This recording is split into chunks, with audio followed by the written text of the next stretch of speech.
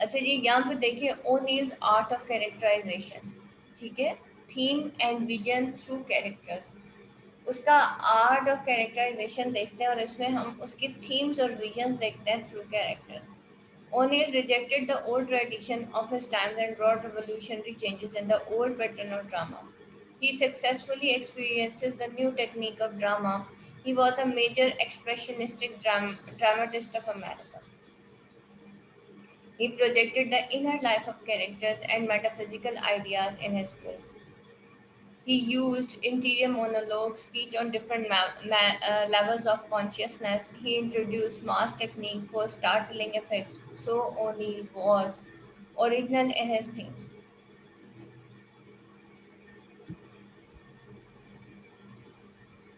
आवाज आ रही है आप लोगों को मेरी? एक्चुअली मेरा माउस जो है ना। यस मैम, आ रही है। अच्छा, यहाँ पे वो कहता है कि ओनील ने एक्चुअली ओल्ड जो ट्रेडिशंस हैं अपने टाइम्स की, उसको ऑब्वियसली ये तो आप लोगों को पता ही है कि उसने किस तरीके से ट्रेडिशंस जो हैं उनको ब्रेकअप किया था, ओल्ड पैटर्न ऑफ ड्रामा को उसने ख़त्म कर दिया था, और उसने न्यू टेक्निक्स जो हैं वो इसके अंदर सबसे पहले जो है इंट्रोड्यूस करवाई थी। और वो जो है एक एक्सप्रेशनिस्टिक ड्रामेटिस्ट था, अमेरिका का, और उसने प्रोजेक्ट किया था inner life of the characters को और मेटाफिजिकल आइडियाज को अपने प्लेस में। What is expressionism? Anyone class, expressionism क्या होती है? हाँ जी, what is impressionism and expressionism?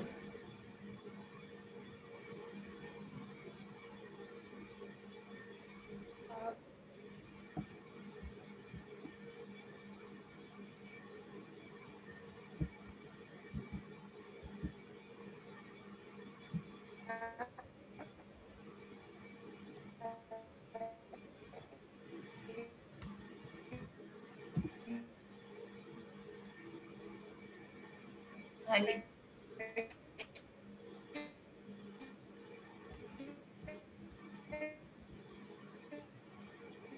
बेटा, आपकी आवाज नहीं आ रही मुझे।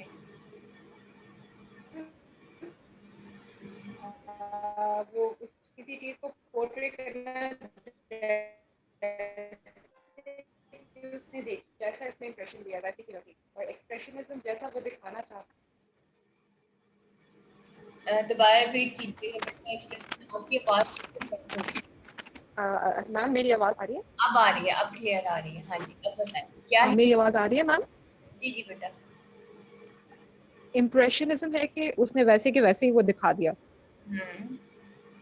और एक्सप्रेशनिज्म है कि वो जो दिखाना चाहता है उसने अपनी थोड़ी सी सब्जेक्टिव अप्रोच डाल दी उसमें। उसने उसमें जो वो दिखाना चाहता है, what he wants to show. हम्म, ठीक है, आपका नाम क्या है? सदफ मैम। सदफ। सदफ इम्प्रेशनिज्म ये है कि आपके माइंड में जो इम्प्रेशंस पड़ते हैं, जैसे हमने वो जो पेंटर है उसके अंदर देखा था ना कि पेंटिंग टेक्निक्स के जरिए जो उसके माइंड के अंदर जी। इम्प्रेशन थे उसने वो शो किए थे। और एक्सप्रेशनिज्म में ये होता है कि वो भी एक्चुअली माइंड की जो इनर लाइफ, मतलब जो इनर साइकोलॉजी है उसको जो है वो शो किया जाता है, उसको जो है एक्सप्रेस किया जाता है। तो इस वजह से उसने प्रोजेक्ट किया था inner life of the characters और metaphysical ideas in his plays को। He used interior monologue speeches on different level of consciousness. और फिर क्या हुआ कि उसने इंट्रोड्यूस किया इसी तरह मास टेक्निक ताकि वो for startling effect. So O'Neill was original in his themes and techniques. O'Neill was an experimenter, so his dramas discuss various themes and show a restless and creative spirit as of at work. ये जो आपको question करवा रही हूँ ना, ये O'Neill as a dramatist या O'Neill का जो तरीका है एज अ ड्रामेटिस्ट, या ओनील एज उसका जो जिसे कहना चाहिए उसकी आर्ट ऑफ नरेशन, कि वो किस तरीके से जो है वो कहानी बताता था, आप उसको इस तरह से भी कर सकते हैं। ठीक है, तो वो एक एक्सपेरिमेंटर था और उसके जो ड्रामाज हैं वो डिस्कस करते थे वेरियस थीम्स को, और वो एक लेसलेस और क्रिएटिव स्पिरिट को शो करता था। Similarly, the character of his dramas are innumerable, not in number but variety as well. O'Neill emphasizes that his characters are instrument for revelation of his themes. We can say that his art of characterization is not separable from his vision of life. Thus, his art of characterization is fundamentally thematic and means to help in understanding the central ideas clearly and easily. और उसका जो art of characterisation है वो fundamentally क्या है, thematic है, और उसके अंदर हम अंडरस्टैंड करते हैं सेंट्रल आइडियाज क्लियरली. एक मिनट क्लास, ये मेरा जो है ना बिल्कुल ही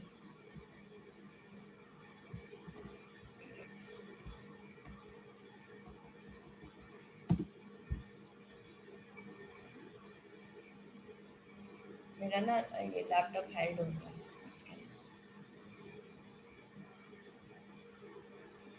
okay, mouse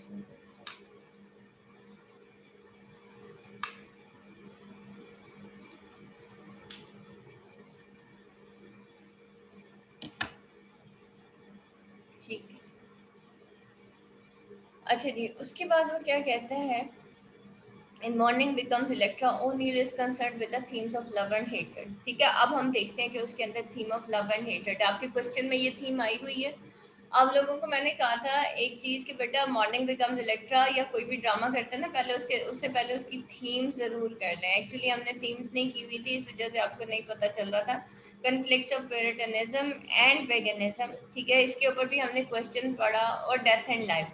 He takes his character from the old Greek story, and these characters have some similarities with the characters of Greek tragedy. ठीक है, उसने अपने कैरेक्टर्स कहाँ से लिए थे, ओल्ड ग्रीक ट्रेजेडी स्टोरी से लिए थे, और वो जो कैरेक्टर्स हैं उनके अंदर कुछ सिमिलैरिटीज थी with the characters of Greek tragedy. But unlike simple Greek characters, O'Neill characterisation in his play are real.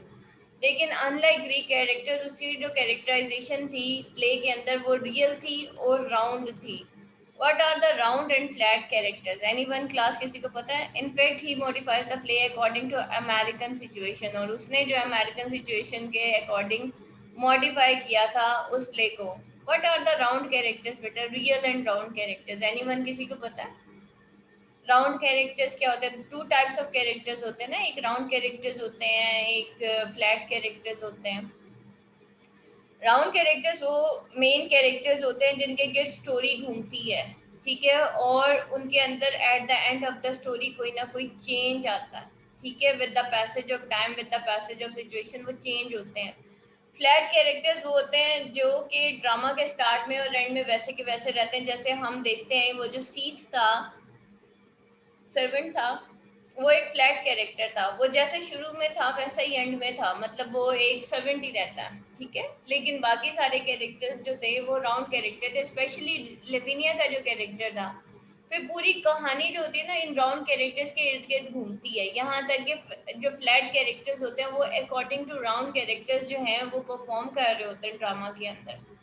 तो इस तरह से जो राउंड कैरेक्टर्स होते हैं वो मेजर कैरेक्टर्स होते हैं जो कि at the end of the story change हो जाते हैं with the situation, change of situation, और विद द जैसे जैसे वो प्लॉट ड्राइव होता है ड्रामा का, ये लोग चेंज होते जाते हैं. One of the major traits of O'Neill art of characterization is the technique of expressionism. Through this method, O'Neill depicts the inner nature. ठीक है, inner psychology उसने बयान की थी इस expressionism. Expressionism क्या है? Inner thoughts को express कर देना. ठीक है, and the thoughts of character which they come into conflict with outward situation, वो thoughts जो कि थॉट्स ऑफ कैरेक्टर जो कि क्या होता था, एक कंफ्लिक्ट के साथ विद आउटर सर्कमस्टांसेस, एक कैरेक्टर के आउटर सर्कमस्टांसेस के साथ जंग लड़ते हुए जो कॉन्फ्लिक्ट से वो फेस जो कॉन्फ्लिक्ट्स वो फेस कर रहा था वो उसको शो करता है. This technique of psycho analysis is best evidence in the last part of the haunted. Or his conflict is going on in mind, his conscience tortures him for being indirectly responsible for his mother's suicide. ठीक है, उसका conscience जो है वो उसको torture करता है. अब देखें ये इसके अंदर सारी इनर साइकोलॉजी है जिसका एक्सप्रेशनिज्म उसने कहा है. और इन confines himself to a room, he says to Lavinia, I hate the day, it is like an accusing eye. ठीक है, वो कहता है कि मैं इस दिन से नफरत करता हूँ, और ये क्या है, ये एक सॉरी एक्यूजिंग आई है. ठीक है, जो एक ऐसी आई है जो कि एक्यूज कर रही है, उसको टॉर्चर कर रही है, एक्यूज ब्लेम करती है, ठीक है, उसको ब्लेमिंग आई है।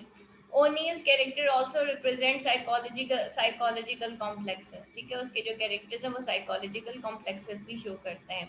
There is partial truth in statement that O'Neill characters are influenced by Freudian psychology, ठीक है, ओनील के कैरेक्टर्स जो इन्फ्लुएंस है किससे, फ्रूडियन साइकोलॉजी से, through and through. In this regard O'Neill himself says, I read a few books of Freud, but similarities in my character cannot be attributed to Freud alone, for I believe that all writers are best psychologists. Thus, Oren and Christine stand for Oedipus complex and Lavinia and Ezra for Electra complex. और इस वजह से जो है हम देखते हैं कि उसने खुद कहा था कि भाई मैंने कुछ बुक्स पढ़ी हैं फ्रूड की, लेकिन सिमिलैरिटीज जो है उसके कैरेक्टर्स में वो एक्चुअली एट्रीब्यूटेड नहीं है टू फ्रूड अलोन, क्योंकि उसने कहा था कि मेरा ये ज़ाती ख्याल है कि तमाम जो राइटर्स होते हैं वो क्या होते हैं, वो साइकोलॉजिस्ट होते हैं।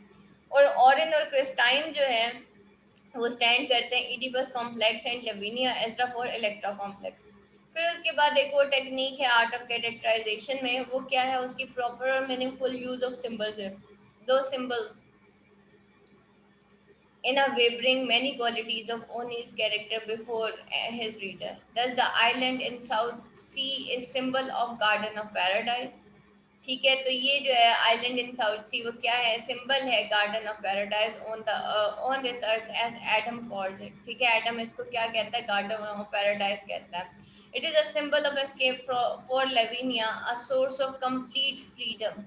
The Mannon house symbolize the fate it seem as characters live in it, ठीक है, मैनन हाउस जो है वो किस चीज को शो करता है, वो फेट को शो करता है, और वो शो करता है कि it seems as if character live in it, यानी कि वो एक ऐसी फेट है जिसके अंदर कैरेक्टर्स रह रहे थे और वो बाउंड थे कि वो उस तरह से जिंदगी जिए जैसा कि मैनन हाउस ने उनको डायरेक्ट किया हुआ। There are also many other symbols and it also through symbols that O'Neill reveals the minds of character, और ये बाकी जो है दूसरे symbols के थ्रू है, और ये O'Neill जो है वो रिवील करता है minds of character को।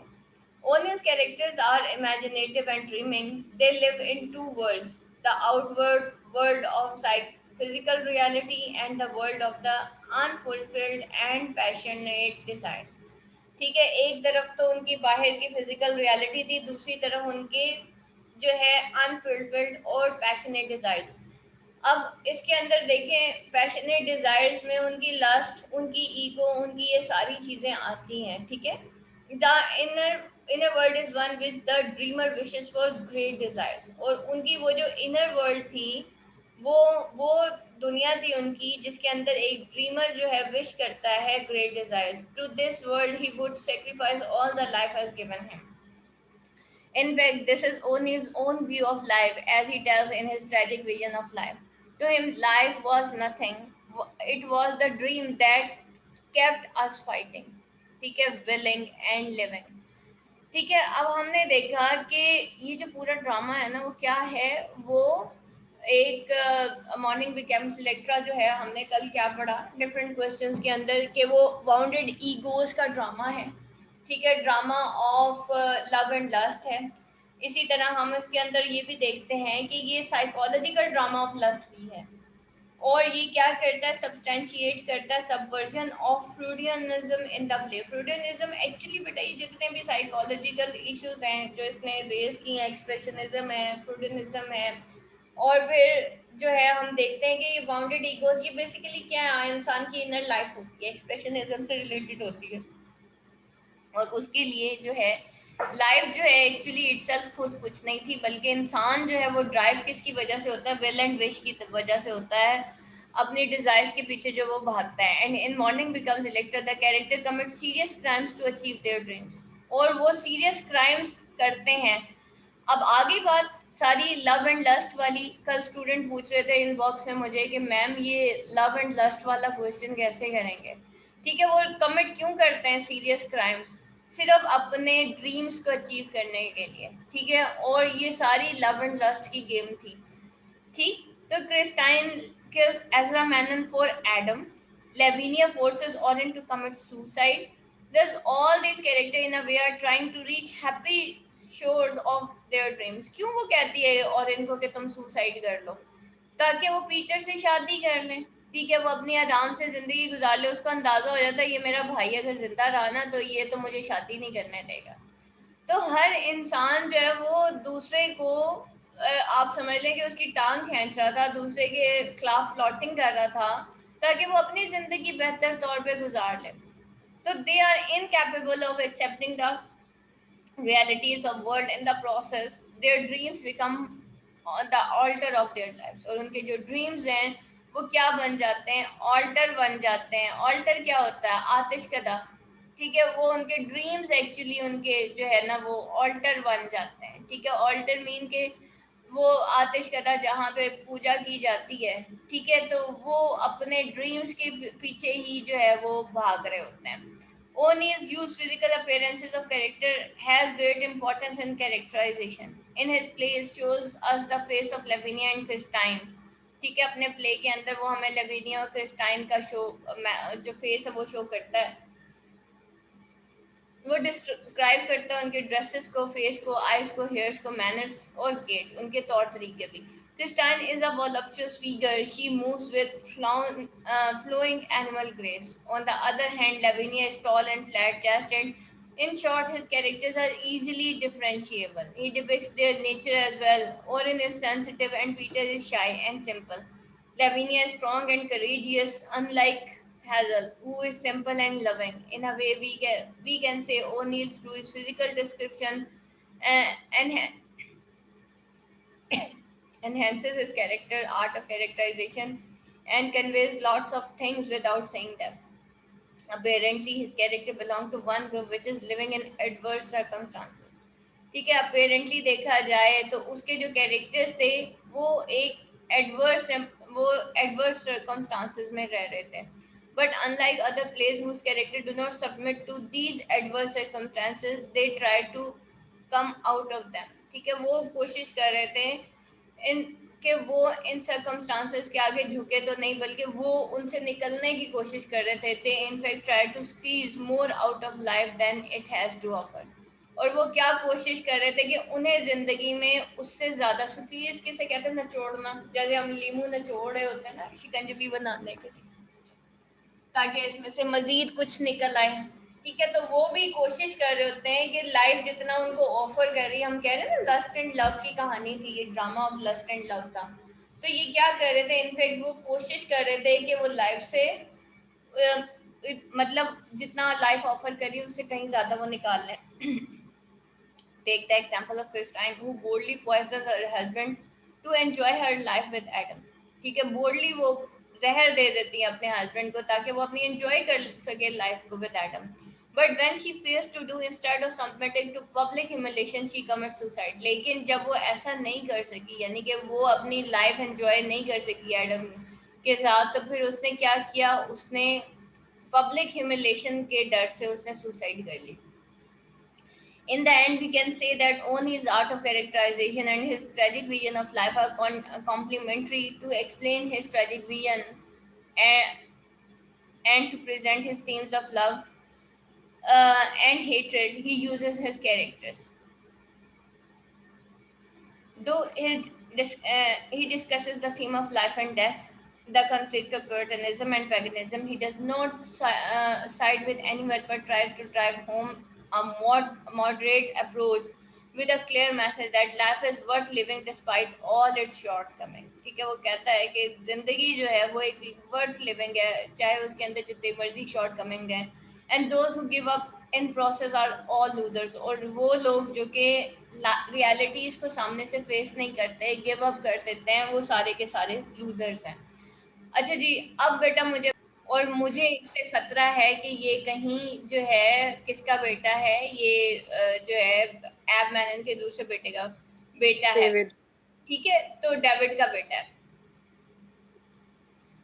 तो डेविड का बेटा बेसिकली ना, तो वो ये भी कह सकता था कि मतलब वो उनके साथ कुछ गलत हुआ था या इस तरह से कुछ, लेकिन उसने उस तरह से उसको इंटरप्रेट किया, उसको खतरा था कि कहीं ये डेविड का बेटा है और ये जो फैमिली है कहीं इस घर में वापस ना आ जाए। ठीक, तो इस वजह से, या फिर ये कोई रिवेंज लेने की कोशिश करे, इस वजह से वो जो है अपडेट, उसको अपडेट करता है कि देखो कुछ तुम्हारे साथ कहीं गलत ना हो जाए। तो उस घर के अंदर जितने भी कैरेक्टर्स थे, चाहे वो उनके सर्वेंट्स ही क्यों नहीं थे, वो कर रहे थे जो कि मैनन हाउस उनसे एक्सपेक्ट कर रहा था कि they have to do it, क्योंकि Mannon house is just like a fate. ठीक है, और वो एक सेपल्चर था। वो जैसे वो कहती थी ना, इसको क्रिस्टानिया कहती थी, क्रिस्टाइन कहती थी कि भाई ये जो है एक सेपल्चर है, उसके लिए वाइट सेपल्चर है। ठीक है, तो सेम इज द केस कि हर इंसान जो है वो बाउंड था कि जो प्योरिटन हाउस उनसे डिमांड करता था उनको वैसा बनना है। तो बेसिकली उस घर के हर बंदे ने मास्क ही पहना हुआ था। ठीक है, वो सारे जो है वो फुल ऑफ हिपोक्रेसी थे सारे कैरेक्टर। और Ma'am, the house itself wears a mask. Exactly देखें, वो प्योरिटन हाउस था। ठीक है, बाज़ औक़ात आप देखें कि हम कहते हैं ना वो फलाने बंदे ने दाढ़ी, तो हम उसकी दाढ़ी से इंस्पायर हो जाते हैं। बाद में पता चलता है कि भाई इससे ज़्यादा जो है मुनाफिक इंसान ही कोई नहीं है। ठीक है, तो बेसिकली फिर क्या होता है, हम कहते हैं देखें इसने मजहब का लिबादा उड़ा हुआ है। देखिए लोग अभी भी, आप देखें पाकिस्तान के अंदर भी लोग बड़े फख्र से बता रहे होते हैं हम अहले हदीस हैं, हम अहले सुन्नत हैं, हम बरेलवी हैं, हम देवबंदी है। भाई टाइटल्स क्या कहने हैं, आप इनवर्डली क्या हो, आप पहले वो तो बता दो। आपने टाइटल्स क्या करने हैं, ये टाइटल्स लगा के हम बड़े खुश हो रहे होते हैं।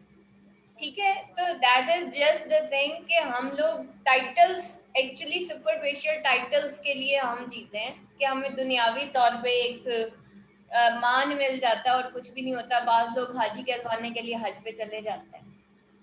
ठीक है, तो that is the same thing कि वो जो घर था ना वो बेसिकली उसका एक टाइटल था कि ये प्योरिटन प्योरिटन हाउस है, मैनन हाउस है।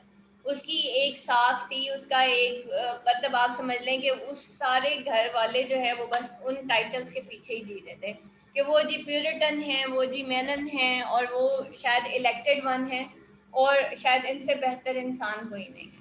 ठीक। और और मैम मेरा एक और क्वेश्चन है, अप वो लविनिया जो है अपनी मदर की डेथ के बाद कैसे बिल्कुल उसकी जैसे हो जाती है, उसके कलर का ड्रेस पहन लेती है, हालांकि उसकी लाइफ में वो उसको कितना हेट करती है। हम्म, अच्छा उसके अंदर देखें, लवीनिया जैसी उसकी माँ मरती है उसके बाद लवीनिया बिल्कुल अपनी माँ जैसी हो जाती है। एक्चुअली देखिए बीइंग अ लेडी, बीइंग उसके अंदर भी वही चीजें होती हैं। जब ये सारे जो मतलब वहां पे इंसिडेंट्स हुए हैं इस ड्रामा के अंदर, जबकि लवीनिया उस एज में नहीं थी जो कि शायद लव एंड लस्ट की एज थी।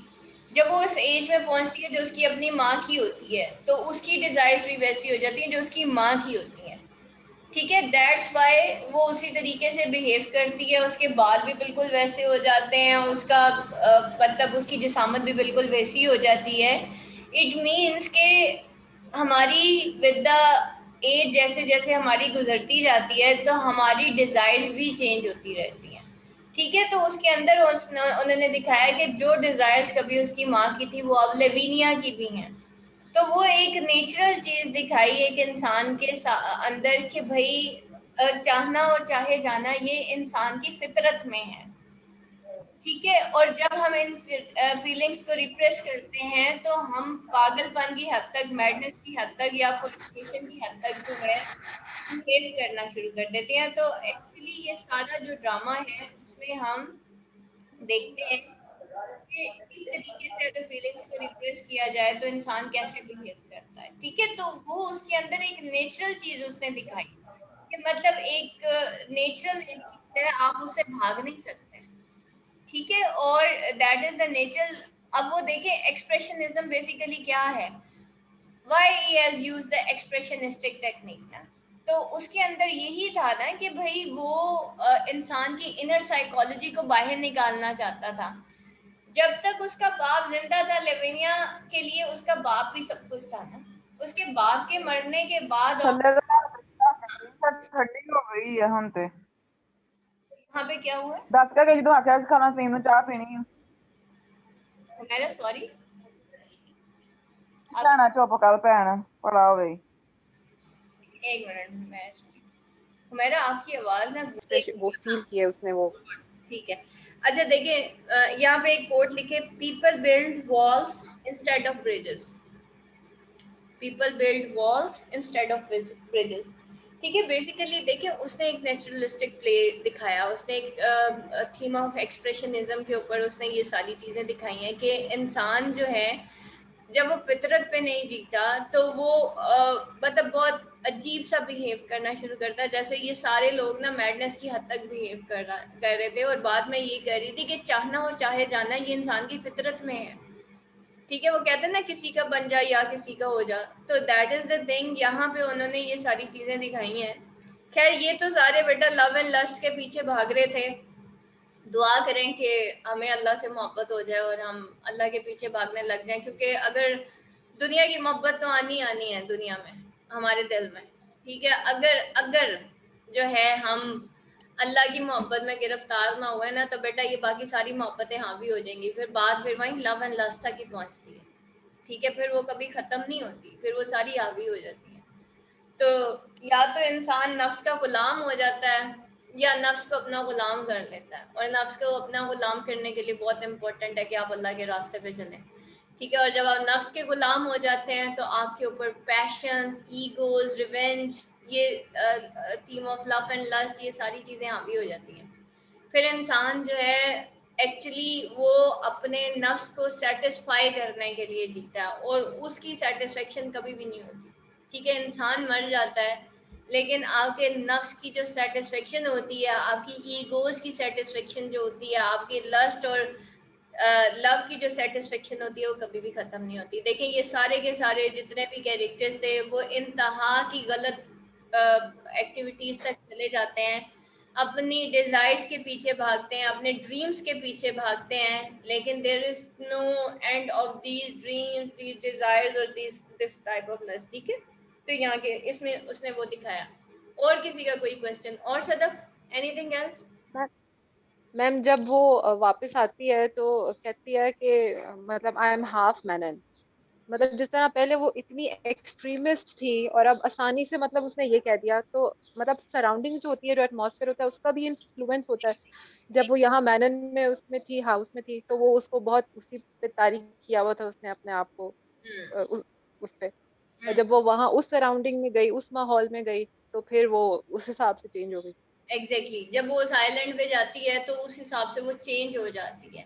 ठीक है, तो इट मीन्स कि जो हमारी सराउंडिंग्स होती हैं वो हमारे ऊपर हावी होती हैं, जो इर्द गिर्द का माहौल होता है वो इंसान को बदल देता है। ठीक है, आफ्टर एज़रा मैनन की डेथ के ऑब्वियसली बेटा उसकी ज़िंदगी में कोई था ही नहीं जिससे वो मोहब्बत करती। ठीक है, तो उसको नीड फील हुई कि भाई अब कोई उसको एक इंसान चाहिए जिसके साथ वो अपनी ज़िंदगी गुजारे, और ऑब्वियसली वो अब और इनके साथ तो जिंदगी गुजार नहीं सकती थी, तो उसके अंदर ये फीलिंग्स डेवलप होना शुरू होती है, जो कि ऑपोजिट टू प्यूरिटन्स होती है और ऑपोजिट टू मैनन फैमिली होती है, जो कि बीइंग अ मैनन फैमिली वो उसके लिए करना शायद बहुत मुश्किल होता है। तो वो फिर कहती है कि आई एम द हाफ मैनन। ठीक है, कि भाई अब मेरे अंदर मैं पूरी की पूरी प्यूरिटन नहीं हूँ, मैं अब हाफ मैनन होती हूँ। सही। और थैंक यू मैम। हाँ जी, कोमल बेटा आपके कल बहुत सारे क्वेश्चंस थे, अब मुझे एक एक करके पूछे आप। के बारे में पूछा था। साइकोलॉजिकल लस्ट और लव, बेटा देखिए यहाँ पे जितने भी साइकोलॉजिकल क्या है, जो हमारे दिमाग के अंदर है सारा साइकोलॉजिकल है। हमारे ड्रीम्स, हमारे डिजायर्स, हमारा सबकॉन्शियस, ये सारा क्या होता है बेटा, ये आपका subconscious and unconscious state of mind. ठीक है, इंसान जो है वो उसका गुलाम होता है। ठीक है, जब हम अपने सबकॉन्शियस को कंट्रोल में रखते हैं तो हम लीडर्स होते हैं। ठीक है, और जब हम अपने सबकॉन्शियस के कंट्रोल में होते हैं तो हम स्लेव्स होते हैं। ठीक है, जब हम अपने सबकॉन्शियस को कंट्रोल कर लेते हैं, अपनी सोचों को अपने महवर में कर लेते हैं, तो हम लीडर्स बनते हैं। और जब हमारी सोचें हमारे ऊपर हावी हो जाती हैं तो हम उनके गुलाम हो जाते हैं। ये पूरा का पूरा ड्रामा जो है वो इन्हीं डिजायर्स और इन्हीं रिवेंज और इन्हीं पैशन, देखिए जब डिजायर्स होती हैं इंसान उनका गुलाम हो जाता है। यहाँ पे है ना क्वेश्चन कि वो ड्रामा जो है वो क्या है, ये साइकोलॉजिकल ड्रामा है जो कि लव एंड लस्ट पे है। ठीक है मैम, साइकोलॉजी लस्ट क्वेश्चन बता दें। ठीक है, साइकोलॉजिकली ये सारे के सारे जो हैं अपने सबकॉन्शियस और इनर कॉन्शियस के या अनकॉन्शियस के जो है वो गुलाम थे, अपनी डिजायर्स के, अपने पैशंस के गुलाम थे।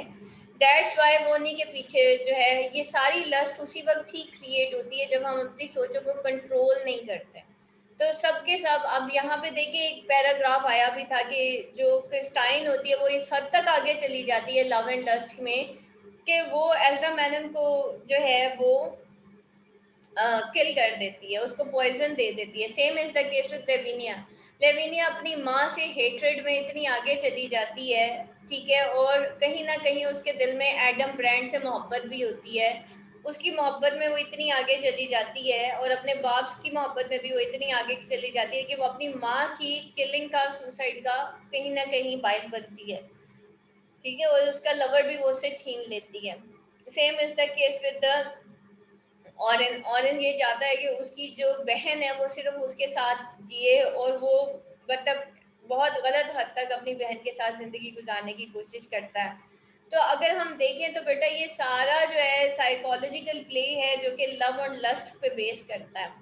अब बात आ जाती है कि जी क्वेश्चन बड़े घुमा घुमा के आए हुए हैं, कभी आ जाता है जी लव एंड लस्ट है, कभी आता है ड्रामा जो है वो ईगोस का ड्रामा है। ठीक है, कभी आ जाता है कुछ। आपने बेटा एक ही मेन क्वेश्चन करेंगे लव एंड लस्ट वाला और उसी को आपने घुमा के जो है ना कभी आप ईगोस पे ले आए, कभी आप मतलब बेसिकली आपने कीवर्ड ही चेंज करना है ना तो आपका आंसर जो है वो बन जाएगा। ठीक है, तो आप इसके जस्ट कीवर्ड्स को चेंज करें और कुछ भी नहीं करना। और किसी का क्वेश्चन? मैम मेरा एक और क्वेश्चन है। मैम वो हाँ जी कोमल। हेलो मैम, मेरा एक और क्वेश्चन है। Morning becomes Electra is a both personal and cultural tragedy. Personal और कल्चरल ट्रेजेडी किस तरह हुई? जब उसने वो ग्रीक का जो यूज किया है उस वजह से ये कल्चरल होगी। पर्सनल एंड आगे पर्सनल ट्रेजेडी और दूसरा क्या है वो? मैम पर्सनल और cultural tragedy. Personal and cultural tragedy. Culture क्या था भाई उसका? कल्चर देखिए इंडिविजुअल वर्सेस सोसाइटी दिखाया गया है। पर्सनल ट्रेजेडी उसकी अपने इनर कॉन्फ्लिक्ट्स है। और कल्चरल ट्रेजेडी क्या है? कल्चर क्या था बेटा? वहाँ का प्योरिटनिज्म था। ठीक है, वो एज अ प्योरिटन बिहेव कर रही थी। कल्चर वहाँ का ये था, सोसाइटी वहाँ की ये थी कि प्योरिटन सोसाइटी थी। हमने ये पढ़ा कि अमेरिका के अंदर जब ये प्योरिटनिज्म स्टार्ट हुई थी तो कुछ कॉलोनीज बन गई थी जहाँ पे ये प्योरिटनिज्म प्रैक्टिस की जाती थी। प्योरिटन्स की एक प्रॉपर कॉलोनी बन गई थी। तो जब एक कॉलोनी बन जाती है तो वहाँ का कल्चर ही प्योरिटन हो गया। ठीक है, अब पर्सनल ट्रेजेडी उसके अंदर क्या थी कि हर इंसान की बेटा इनर फीलिंग्स थी। जैसे मैंने कहा कि चाहना और चाहे जाना वो इंसान की फितरत है, वो उसके कुछ ड्रीम्स होते हैं, उनके विशेस होते हैं। जब उसको हद से ज्यादा जब एक इंसान को रिप्रेस किया जाता है ना तो उसको और ज्यादा अट्रैक्शन फील होती है ऐसी चीजों में। ठीक है, ऐसे बच्चे, ऐसी औलादें जिनको बहुत ज्यादा रिप्रेस किया जाता है, उनकी जो इनर डिजायर्स हैं वो और ज्यादा बढ़ जाती हैं। अगर उनको नॉर्मल वे में बताया जाए ना कि बेटा ये ऐसे नहीं करो या ऐसे नहीं करो। तो प्योरिटन्स कौन थे? बेसिकली वो कट्टर थे। तो कल्चर क्या था? प्योरिटन्स थे। और इनर इनर ट्रेजेडी उनकी क्या थी? उनकी पर्सनल ट्रेजेडी क्या थी कि उनकी भी फीलिंग्स थी, वो भी जीना चाहते थे, वो लाइफ लाइक इंसान बन के जीना चाहते थे, लेकिन उन पे इम्पोज कर दिया गया कि उनको एज अ प्योरिटन जीना है। ठीक। और सदफ? मैम वो पास पेपर्स की डिस्कशन में आपने कहा था कि क्वेश्चन 3-4 ही प्रिपेयर करने होते हैं और फिर उनको मोल्ड करने होते हैं डिफरेंट क्वेश्चन जो आते हैं उसमें। अब ये जो है इसके क्वेश्चन तो हर क्वेश्चन ही डिफरेंट लग रहा होता है। आप बताएं वो 3-4 क्वेश्चन क्या प्रिपेयर करें हम टेस्ट के लिए? ये देखे ना, सीधे सीधे हैं वही जो आपके क्रेडिट नोट्स में लिखे हुए हैं ना, फ्रूडियन थ्योरी है। आपको मैंने इम्पोर्टेंट क्वेश्चंस की लिस्ट दी थी ना, उनको एक दफा पढ़ लें। 5 से 6 क्वेश्चंस होते हैं एक्चुअली। वो मैं दोबारा मीटिंग करूंगी, सब दोबारा आ जाइएगा, फिर हम इसको मजीद वो देख लेते हैं। ठीक है, वो मेरा आपका हैंड रेज हुआ, मीटिंग एंड होने वाली है, मैं देख लेती हूँ इसको।